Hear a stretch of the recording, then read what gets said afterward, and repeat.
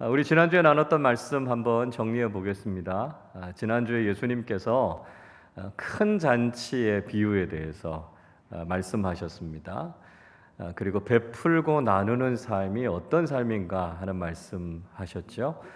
우리가 호의를 베풀 때 되돌려 받을 것을 생각하고 좀 더 정확하게 표현하면 계산하고 나누고 베풀지 말라 이렇게 말씀하셨습니다.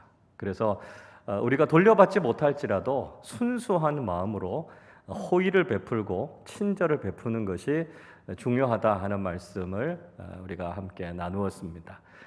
그래서 우리가 이 세상에서 베풀고 나누는 삶을 살아갈 때 그거 다 돌려받지 못할 수 있다는 거죠. 그러나 하나님께서 기억하신다라고 하는 것이고요. 이 세상에서 돌려받지 못한 것들은 오히려 하나님의 나라에서 영원한 것으로 더 완전한 것으로 우리가 누리게 된다 이렇게 말씀하고 있습니다. 그래서 우리가 그리스도인답게 이 세상을 살아가는 동안 나누고 베풀고 섬기는 삶을 사는 거죠. 왜냐하면 우리가 거저 받았으니까요. 우리가 풍성한 은혜를 경험했으니까 우리도 삶 속에서 주님의 은혜 받은 사람답게 거저 베풀고 나누는 삶을 실천하는 것이 중요하다 하는 말씀을 나누었습니다.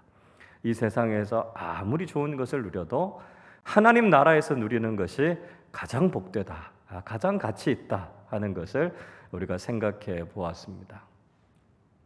그리고 예수님께서 비유에 말씀하신 것 중에 하나님 나라는 잔치와 같다, 특별히 크고 풍성한 잔치다라고 하는 말씀을 해주셨습니다. 그래서 우리에게 베풀어 주시는 구원의 은혜가 얼마나 풍성한가 하는 것을 생각해 보았고요. 또 하나님 나라의 본질은 기쁨이다라고 하는 거죠. 그러니까 천국이 잔치에 비유되고 있는 것은 그만큼 하나님 나라의 삶이 우리에게 기쁨을 주신다라고 하는 것입니다. 그리고 그 놀라운 천국 잔치, 천국의 주인이신 하나님께서 모든 것을 다 준비해 두셨다는 것이죠. 완전하게 모든 것을 다 준비해 놓으신 그 하나님 나라의 잔치를 우리는 믿음으로 들어가서 누리면 되는 거죠. 그래서 하나님 나라 잔치가 우리에게 얼마나 큰 축복인가 하는 것을 깨닫게 됩니다. 이 세상을 살아가는 동안 내가 무엇인가를 가지고 있다고 생각하고 내가 무엇인가를 소유하고 있다고 생각하는 사람들은 상대적으로 하나님 나라 소망을 갖기가 어려울 수 있다는 말씀을 드렸습니다. 그래서 가난하고 소외되고 이 세상 아무것도 의지할 것이 없는 사람들이 오히려 하나님 나라에 대한 분명한 소망을 가지고 살아가게 된다는 것이죠. 그래서 세상의 것을 의지하지 말고 세상의 것을 바라면서 살아갈 것이 아니라 이 땅 살아가는 동안도 겸손하게 또 자발적인 비움의 삶을 실천해서 하나님 나라 가치를 소망하면서 살아가는 사람들이 돼야 한다는 것이죠. 여전히 하나님 나라의 자리는 비어 있다 하는 말씀드렸습니다. 아직 구원받아야 될 사람들이 많고요. 바로 그 대상들이 우리가 사랑하는 우리의 가족들과 우리가 복음을 전해야 할 대상자들이죠. 그들에게 복음을 전하는 것 선택사항이 아니라는 말씀드렸습니다. 반드시 우리가 해야 하는 의무고 명령이라는 것이죠. 주님 말씀하신 것처럼 강권하여 내 집을 채우라 말씀하시는 것처럼 우리도 주님의 복음을 더욱더 헌신적으로 힘을 다해서 복음을 증거해서 많은 사람들을 강력하게 권면해서 천국 잔치에 참여할 수 있도록 하는 복음의 전도자가 되어야 할 것에 대해서 우리가 함께 생각해 보았습니다. 자, 오늘은 누가복음 14장 마지막 부분의 말씀을 통해서 예수님의 제자가 되기 위해서 우리가 어떤 길을 걸어야 할 것인가를 생각해 보도록 하겠습니다. 1번 보십시오. 세상에 소중한 것보다 주님을 더 사랑하지 않으면 주님의 제자가 될 수 없다는 것입니다. 세상에 소중한 게 참 많죠. 그런데 그것보다 더 주님을 사랑하지 않으면 주님의 제자가 될 수 없다 말씀합니다. 26절 말씀 같이 읽어보겠습니다. 물은 내게 오는 자가 자기 부모와 처자와 형제와 자매와 더욱이 자기 목숨까지 미워하지 아니하면 능히 내 제자가 되지 못하고. 자, 예수님께서 하신 말씀 중에 사실 이 난해한 말씀들이 좀 많이 있습니다. 오늘 이 말씀도 그런 말씀이죠. 예수님께서 능히 이런 것들을 미워하지 않으면 내 제자가 될 수 없다, 이렇게 말씀하고 계십니다. 대상이 되는 게 뭐죠? 부모, 처자, 형제와 자매, 그리고 심지어는 자기 목숨을 미워하지 않으면 예수님 제자가 될 수 없다, 이렇게 말씀하고 있습니다. 예수님께서 하고 계시는 이 말씀이 충분히 우리에게 오해가 될 수 있습니다.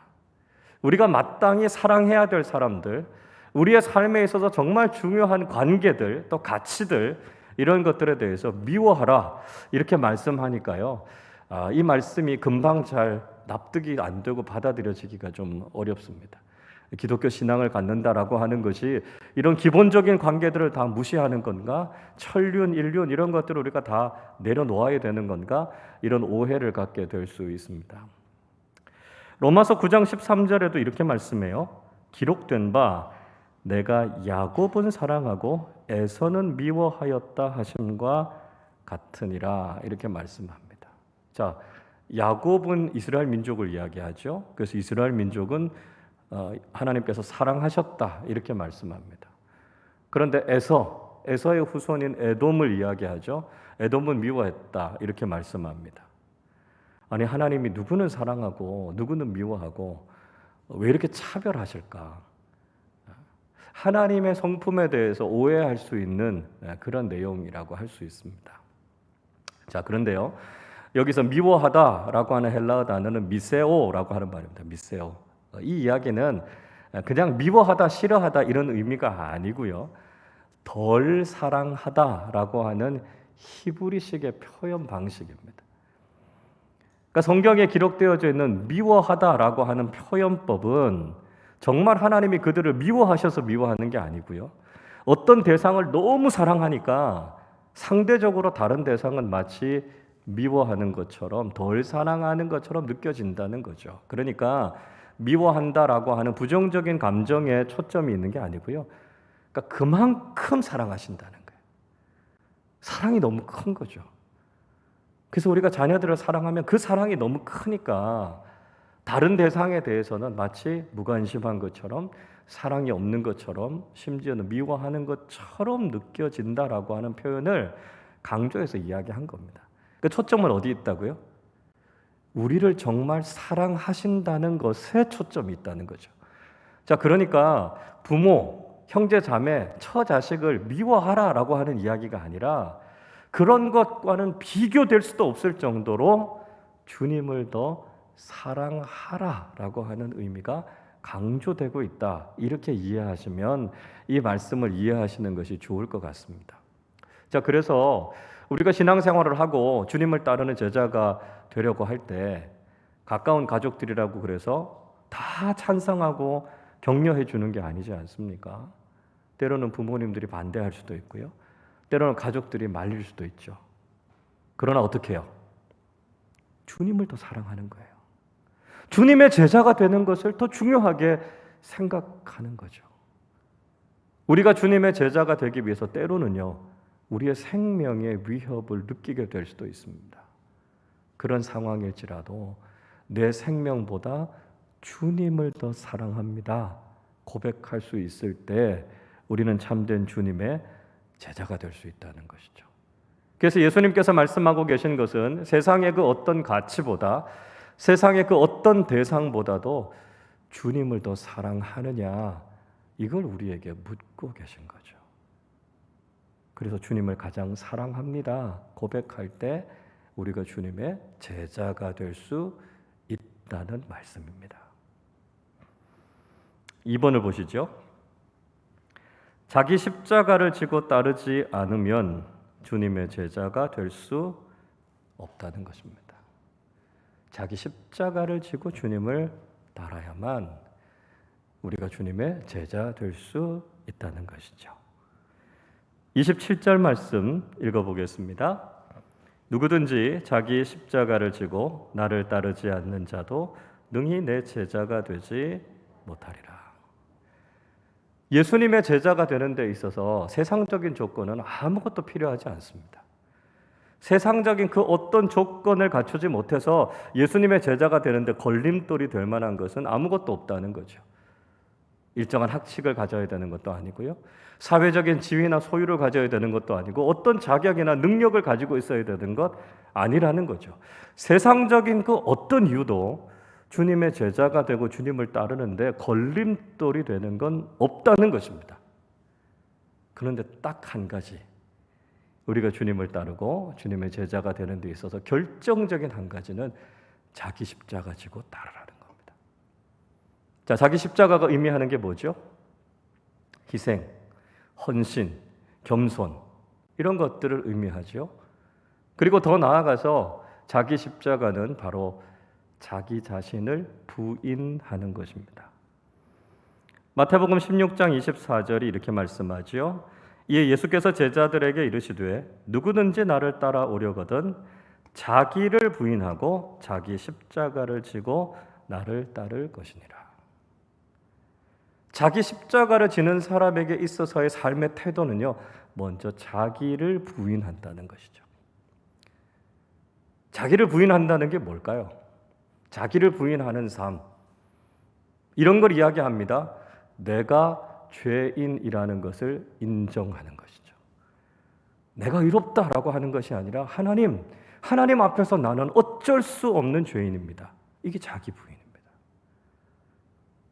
또요, 자기 사랑과 자기 중심성에서부터 벗어나는 것입니다. 모든 것이 내가 중심이 되어져 있고 내가 주체가 되어져 있는 삶을 우리가 내려놓는 거죠. 이기적인 자기 사랑에서부터 벗어나는 것이고요. 모든 것을 내 중심적으로 생각했던 것으로부터 벗어나서 이제는 하나님이 내 인생의 주인이십니다. 난 아무것도 아닙니다. 이게 자기 부인입니다. 그래서 그렇게 겸손과 희생과 섬김의 삶으로 나아가는 것이 자기 부인이라는 것이죠. 어떤 사람이 예수님의 참된 제자가 될 수 있습니까? 나를 죽이는 사람이에요. 내가 사라져야만 주님이 살아나시는 거죠. 공동체 안에서도 신앙생활하면서 왜 자꾸 어려움들이 생깁니까? 나를 드러내려고 하고 내가 인정을 받으려고 하기 때문에 그래요. 그러니까 내가 살아있으면 신앙생활에서 어려움을 겪게 되고요. 내가 살아있으면 공동체가 힘들게 되는 것이고요. 내가 살아있으면 주님 제자 될 수 없습니다. 나는 사라져야 되는 거예요. 나는 죽고 내가 자기 십자가를 지고 묵묵하게 주님을 따를 때 그때 하나님의 영광이 드러나는 것이고요. 하나님의 뜻이 이루어진다는 것이죠. 내 십자가를 지고 걸어가야만 우리가 주님의 제자가 될 수 있다 하는 것을 기억해야 한다는 것이죠. 3번입니다. 제자의 길을 시작했지만 마치지 못하면 사람들의 비웃음을 받는다는 것이죠. 제자의 길에 첫 발을 내디뎠습니다. 그러나 그 발걸음을 끝까지 가지고 가지 못하면, 끝까지 주님의 제자로 완주하지 못하면 사람들의 비웃음거리가 될 수 있다는 것입니다. 29절 30절 읽어보겠습니다. 그렇게 아니하여 그 기초만 쌓고 능히 이루지 못하면 보는 자가 다 비웃어 이르되 이 사람이 공사를 시작하고 능히 이루지 못하였다 하리라. 예수님께서 제자의 삶에 대한 이야기 하시면서 망대를 세우는 비유에 대해서 말씀하셨습니다. 이 망대라고 하는 것 일반적으로 두 가지 목적으로 세워지는 것이었습니다. 하나는 군사적인 목적이에요. 높이 망대를 쌓아서 혹시 적군이 쳐들어오지 않는가 파수하고 감시하는 역할을 하기 위해서 망대를 세우죠. 또 하나는 농사의 목적을 위해서 세웁니다.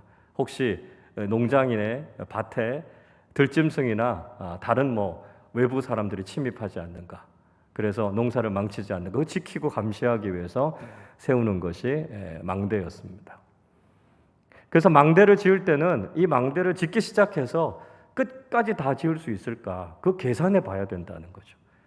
이렇게 공사를 시작하면 공사가 끝까지 잘 마칠 수 있을까 하는 것을 잘 생각하고 그 일을 시작해야지 망대를 짓다가 중간에 멈추면 어리석다, 계획 없이 일을 진행했다, 사람들이 그렇게 조롱할 것이다 라고 하는 것이죠. 예수님께서 이 망대의 비유를 들고 있는 것은 그 당시의 역사적인 일과 연결이 되어져 있었습니다. 당시 팔레스타인 지역을 이 헤롯 일가가 다스리고 있었거든요. 그래서 헤롯 일가가 유대 땅이나 곳곳에 자신들의 업적을 알릴 수 있는 건축물들을 세우려고 계획을 했습니다. 근데 문제는 이런 것들을 제대로 잘 계산하지 않다 보니까 중간중간에 건축물을 세우다가 중간에 공사가 멈춘 곳이 곳곳에 있었습니다. 그래서 사람들이 그걸 보고 아유 저렇게 시작은 하고 끝은 맞추지 못했구나, 이렇게 사람들이 비웃는 일들이 있었다라고 하는 것이죠. 그래서 예수님께서 당시에 그런 역사적인 일들을 염두에 두고 빗대서 지금 이런 말씀을 하신 겁니다. 그래서 우리가 예수님의 제자가 되려고 하면 우리가 끝까지 주님을 따르는 제자가 되어야지 사람들의 비웃음을 사지 않고 정말 사람들이 인정할 수 있을 만한, 또 주님께서 칭찬하실 만한 그런 제자들이 될 수 있다는 것이죠. 가룟 유다처럼 제자 공동체에 들었지만 결국은 실패하는 제자가 되는 것이 아니라 순교의 순간까지, 하나님 나라에 이르기까지 그 주님의 말씀에 온전히 순종해서 충성된 제자로서 그 길을 끝까지 걸어야 된다 하는 것을 말씀하고 계십니다. 조선 영조 시대 때 남파 김천택이라고 하는 시인이 있으셨어요. 이 시인이 시조를 하나 지으셨는데요. 이런 시조입니다. 아마 여러분도 들어보셨을 시조 같은데요. 제가 한번 읽어드리겠습니다. 잘 가노라 닫지 말며 못 가노라 쉬지 말며. 자, 이게 무슨 이야기냐면 잘 간다고 해서 막 달려가지 말라는 겁니다. 그리고 못 간다고 해서 쉬고 포기하지 말라는 거죠. 내 인생 잘 나간다고 해서 교만해져서 마음이 높아지지 말라 하는 것이고요. 내 인생이 힘들고 어렵다고 해서 낙심하거나 포기하지 말라 하는 이야기입니다.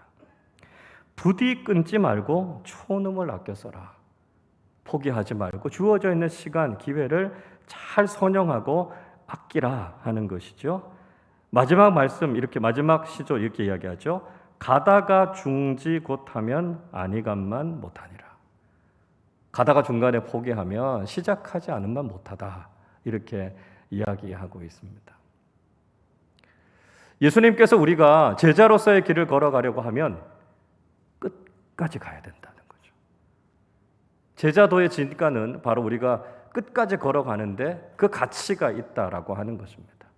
우리는 다 예수님의 제자로서 시작한 사람들입니다. 우리의 목표는 끝까지 가는 겁니다. 중도에 포기하지 않고, 비록 힘들고 어려운 일들이 있을지라도 우리가 주님의 말씀을 신뢰하고 끝까지 충성스럽게 이 길을 걸어서 주님 앞에 칭찬받는 제자들이 되실 수 있기를 바랍니다. 4번입니다. 제자의 길을 걷기 위해서 영적 전쟁과 그를 위한 준비가 뒤따른다 하는 거죠. 제자의 길을 걷는 것 어떤 길입니까? 영적인 전쟁을 감수하는 길이다 하는 거죠. 그리고 그것을 감당하기 위해서 우리가 철저하게 영적으로 준비하는 사람들이 되어야 한다 말씀하고 있습니다. 31절 32절 읽어보겠습니다. 또 어떤 임금이 다른 임금과 싸우러 갈 때에 먼저 앉아 1만 명으로서 저 2만 명을 거느리고 오는 자를 대적할 수 있을까 헤아리지 아니하겠느냐. 만일 못할 터이면 그가 아직 멀리 있을 때에 사신을 보내어 화친을 청할지니라. 제자의 길에 대해서 예수님께서 또 한 가지 비유의 말씀을 들고 계십니다. 이번에는 한 임금이 전쟁을 치르는 이야기를 들려주시고 있죠. 한 임금이 자신의 군대 10,000명을 가지고 상대방 적군의 2만 명 군대와 싸워서 이길 수 있겠는가? 이거 한번 예측해 봐야 된다라고 하는 거죠. 해볼만 하겠다. 우리 전력으로 상대 적군을 이길 수 있겠다 생각이 되면 전쟁을 시작하는 거죠. 근데 아무리 계산해 봐도 적군을 이길 수 있는 가능성이 없는 거죠. 그럼 어떻게 해야 된다고요? 전쟁을 시작하지 말고 사신을 보내서 화친을 맺는 것이 현명한 일이다. 예수님께서 지금 그렇게 말씀하고 계십니다. 자, 예수님의 이 비유의 말씀도 역시 당시의 역사적인 사건을 배경으로 하고 있습니다. 예수님의 고향 지역이었던 갈릴리를 다스리고 있었던 분봉왕은 헤롯 안디바라고 하는 사람이었습니다. 근데 헤롯 안디바가 자신의 이복 동생인 빌립의 아내 헤로디아를 빼앗아서 자기가 결혼을 하게 됩니다. 그것 때문에 세례 요한이 이 헤롯 안디바를 책망하는 일도 있지 않았습니까? 그래서 이 헤롯 안디바가 헤로디아와 결혼을 하기 위해서 이미 결혼했던 첫 번째 부인과는 이혼을 해야 했습니다. 이 첫 번째 부인이 바로 정략적인 결혼을 했던 아라비아의 아레타스 왕의 딸이었습니다. 그래서 이 아레타스 왕의 딸과 이혼을 하고 헤로디아하고 결혼을 한 거죠. 그러니까 아라비아의 왕이었던 이 아레타스 왕이 얼마나 굴욕을 느꼈겠습니까? 얼마나 화가 났겠습니까? 그래서 군대를 몰고 와서 헤롯 안디바와 전쟁을 치르게 됩니다. 그리고 그 전쟁에서 헤롯 안디바가 패배하게 되죠. 그래서 이 사건을 예수님께서 염두에 두고 이 전쟁의 비유를 가지고 이야기하고 있습니다. 그것을 통해서 제자도와 관련되는 교훈의 말씀을 주고 있는데요. 무슨 말씀이냐 하면 예수님의 제자로 살아가는 삶은 바로 이런 전쟁을 감수해야 될 정도의 그렇게 힘들고 어려운 길이다라고 하는 것을 예수님께서 말씀하고 계신 겁니다. 그러니까 제자의 길은 생명 걸고 가야 되는 길이라는 거예요. 이런 영적인 전쟁을 치러야 되는 것이 제자로서의 길이기 때문에 단단하게 각오해야 된다라고 하는 것이죠. 그래서 결단하고 죽기를 각오하고 이 길을 걸어야 된다는 것입니다. 정말 그런 각오를 가지고 예수님의 제자가 되겠다라고 나서지 않으면 예수님의 제자로 살아가기 어렵다는 거죠. 근데 만약에 그런 각오와 결단이 생기지 않으면요, 아예 예수님의 제자로 나서지 말라는 거예요. 사신을 보내서 화친을 맺는다라고 하는 것은 예수님의 제자로서의 삶을 시작도 하지 말라, 이런 이야기입니다. 예수님께서 그만큼 아주 단호하게 말씀하고 계십니다. 예수님의 제자로 살아가는 길 쉽지 않습니다. 마치 전쟁을 치러야 되는 것처럼 우리에게는 그런 단호한 각오와 결단이 있어야 예수님의 제자로 살아갈 수 있다는 거죠. 그 각오가 됐느냐는 것입니다. 그 준비가 되어 있느냐라고 하는 것이죠. 그리고 그런 마음가짐으로 주님을 따르는 제자가 되라 말씀하고 계시죠. 주님을 따르려고 하는 우리에게 바로 그런 영적인 결단, 철저한 영적인 준비, 순종하는 마음이 있어서 온전한 주님의 제자로 주님을 따르실 수 있기를 바랍니다. 5번입니다. 자기의 모든 소유를 버리지 않으면 주님의 제자가 될 수 없다는 것입니다. 33절 읽어보겠습니다. 이와 같이 너희 중에 누구든지 자기의 모든 소유를 버리지 아니하면 능히 내 제자가 되지 못하리라. 예수님께서 자기의 모든 소유를 버리지 않으면 내 제자가 될 수 없다 말씀하고 계십니다. 지금까지 예수님께서 말씀하신 것과 같은 맥락의 말씀이죠. 내가 가지고 있는 소유, 내가 이 세상에서 소중하다고 여기는 가치들, 그 모든 것들보다 주님을 더 소중히 여기지 않으면 주님의 제자가 될 수 없다는 것이죠. 그런데 적지 않은 사람들이 내가 세상 속에서 가지고 있는 그것을 너무 소중하게, 너무 가치 있게 여기다 보니까 예수님의 제자가 되는 가치를 깨닫지 못하는 것입니다. 그래서 세상의 것들을 놓지 못하고 결국 예수님을 따르는 제자들이 되지 못한다라고 하는 것을 말씀하고 계신 거죠. 그 예 중에 하나가 부자 청년의 이야기 아니었습니까? 부자 청년이 예수님에게 와서 어떻게 하면 영생을 얻을 수 있겠습니까? 질문하죠. 그 질문에 대해서 예수님께서 무엇이라고 말씀하십니까? 마태복음 19장 21절에서 이렇게 말씀하시죠. 예수께서 이르시되 내가 온전하고자 할진대 가서 내 소유를 팔아 가난한 자들에게 주라. 그리하면 하늘에서 보화가 내게 있으리라. 그리고 와서 나를 따르라. 이 청년이 영생을 얻고 예수님의 제자가 되는 데 있어서 결정적인 걸림돌이 됐던 것은 그의 많은 소유였습니다. 예수님을 사랑하는 마음보다 자신의 소유를 사랑하는 마음이 더 컸던 것이죠. 그래서 예수님께서 도전하고 계십니다. 네가 가지고 있는 그 소유보다 나를 더 사랑하느냐? 주님께서 묻고 계신 것이죠. 예수님의 그 질문에 대해서 이 청년은 어떻게 반응합니까? 22절이 이렇게 말씀하지요. 그 청년이 재물이 많음으로 이 말씀을 듣고 근심하며 가니라. 결국 이 청년은 자신이 가진 소유에 대한 가치를 더 크게 봤기 때문에 예수님을 따르지 못했습니다. 예수님의 그 말씀이 근심이 됐고요. 부담이 됐고요. 그래서 결국은 예수님을 따르지 못했다는 것입니다. 세상에서 가지고 있는 그 무엇이 우리가 주님을 따르는 데 있어서 걸림돌이 되어서는 안 된다는 것이죠. 세상의 그 무엇보다도 나는 주님이 가장 소중합니다. 주님을 가장 사랑합니다. 주님이 내 인생에 가장 소중하고 가치 있는 분이십니다. 고백할 때 우리는 주님께서 기뻐하시는 제자들이 될 수 있다는 것입니다. 계속해서 예수님께서 맛을 잃은 소금의 비유에 대해서 말씀하고 계십니다. 1번 보십시오. 소금처럼 선하고 필요한 존재가 되라 말씀합니다. 우리를 향해서 소금 같은 존재가 되라 말씀합니다. 소금 같은 선한 존재, 소금같이 필요한 존재가 되라는 것이죠. 34절 읽어보겠습니다.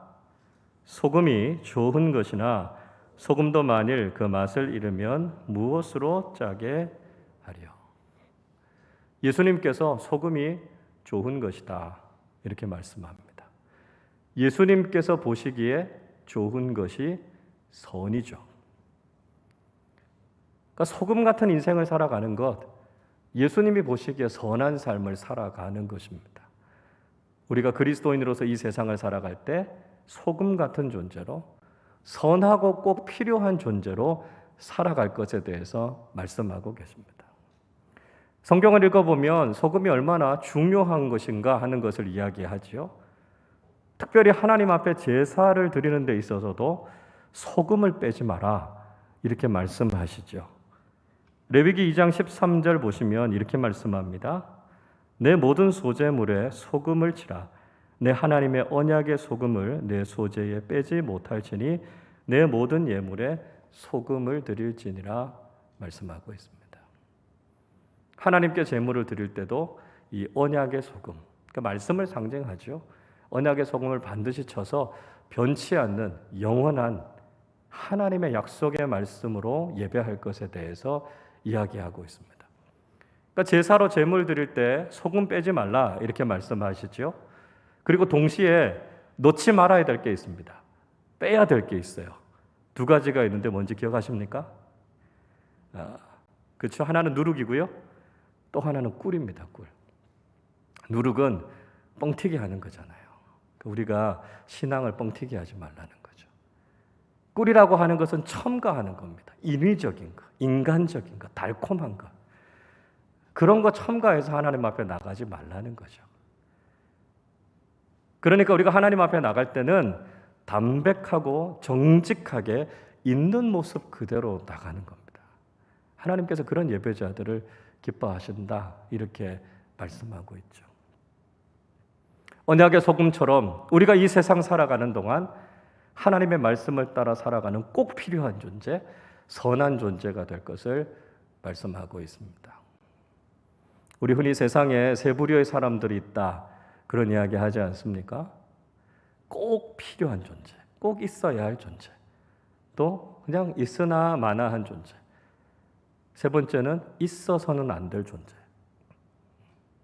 세상을 살아가면서 세상이 점점 어두워지고 악해지는 것은 세 번째 부류의 사람들이 자꾸 늘어가는 것 같아요.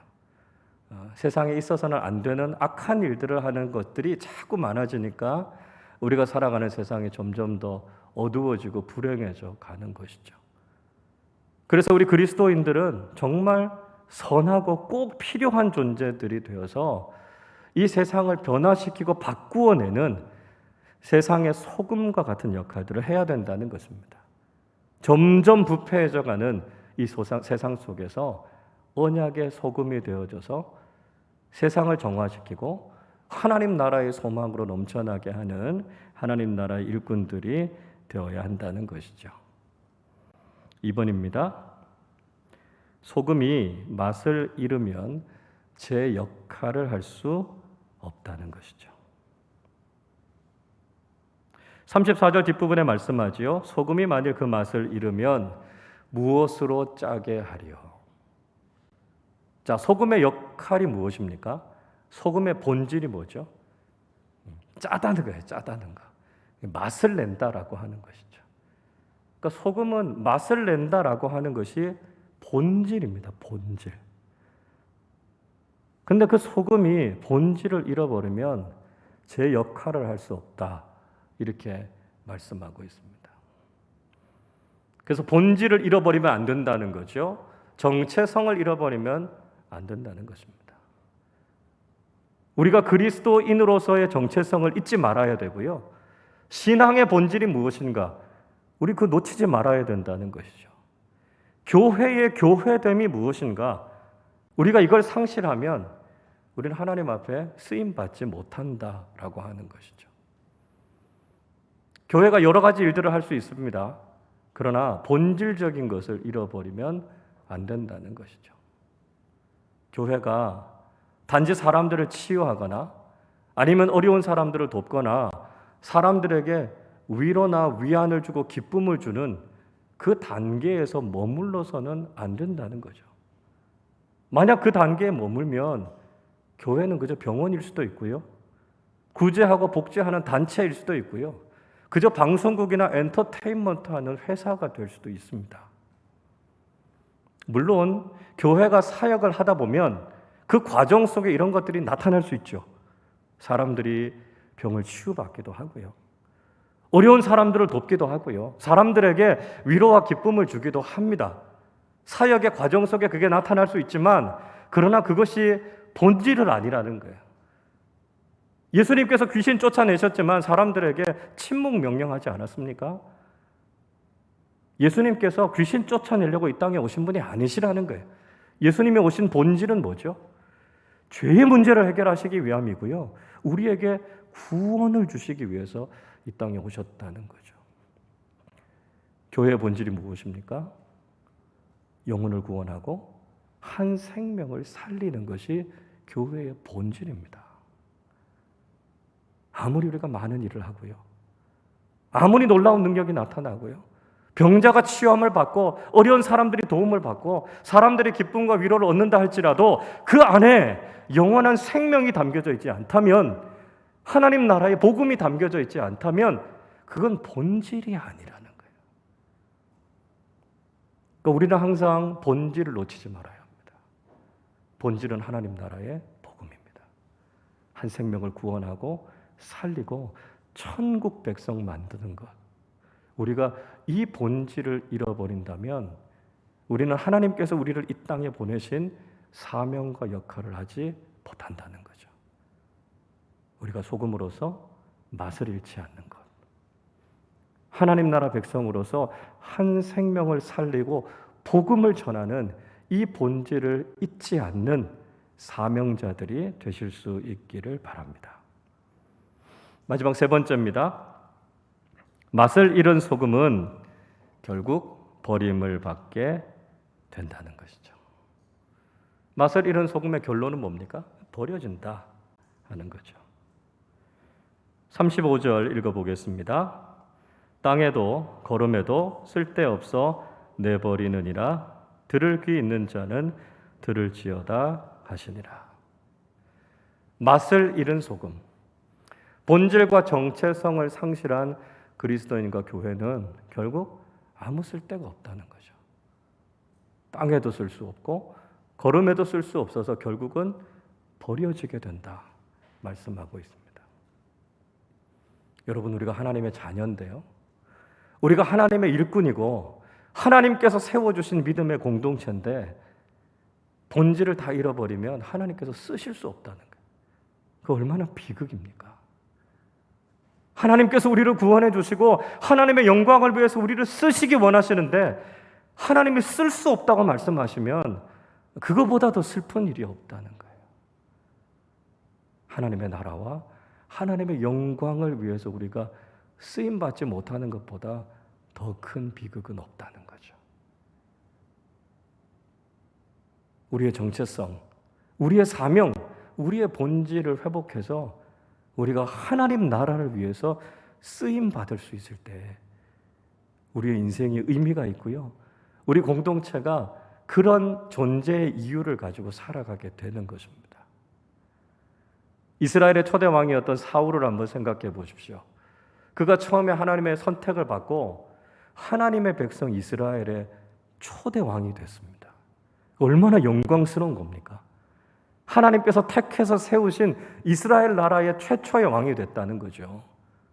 그가 처음에는 겸손했습니다. 하나님의 영으로 충만했어요. 그래서 그가 하나님께 쓰임받지 않았습니까? 얼마나 귀한 일입니까? 그러나 문제는 뭐죠? 그가 시간이 지나면서 마음이 교만해졌습니다. 그리고 그의 마음에 하나님의 말씀을 순종하는 마음이 없었습니다. 하나님의 말씀을 버리니까요. 결국 하나님께서도 그를 버려서 쓰시지 않으셨습니다. 사무엘상 15장 26절 이렇게 말씀합니다. 사무엘이 사울에게 이르되 나는 왕과 함께 돌아가지 아니하리니 이는 왕이 여호와의 말씀을 버렸으므로 여호와께서 왕을 버려 이스라엘 왕이 되지 못하게 하셨음이니이다. 본질을 상실하고요. 사명을 잃어버리고 하나님의 말씀을 버리니까 하나님이 쓰실 수 없는 거예요. 그래서 결국 하나님께서 사울을 버리셔서 그는 결국 하나님께 쓰임받지 못했습니다. 얼마나 불행한 인생이 되고 말았습니까? 그러나 하나님의 마음에 합했던 다윗은 하나님께서 택하시고 세우셔서 하나님을 위해서 쓰임받는 인생이 되었습니다. 여러분, 하나님께서는 우리를 구원해 주셔서 주님의 도구로 쓰시기 원하십니다. 주님의 제자가 되기를 원하시고요. 이 땅 가운데서 사명을 감당하는 세상의 소금 같은 존재로 우리를 부르셨습니다. 세상의 그 어떤 가치보다, 세상의 그 무엇보다도 주님을 더 사랑하고 주님의 제자가 되는 것을 가장 가치 있게 여기는 사람들이 되어야 합니다.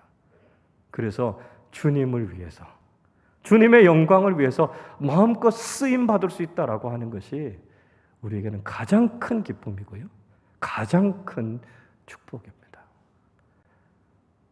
그러나 우리가 준비되지 못하고, 우리가 주님을 온전히 사랑하지 못하고, 우리가 세상의 것에 마음이 빼앗겨서 맛을 잃은 소금같이 주님께서 쓰실 수 없는 존재가 된다면 그것보다 더 불행한 인생이 없습니다.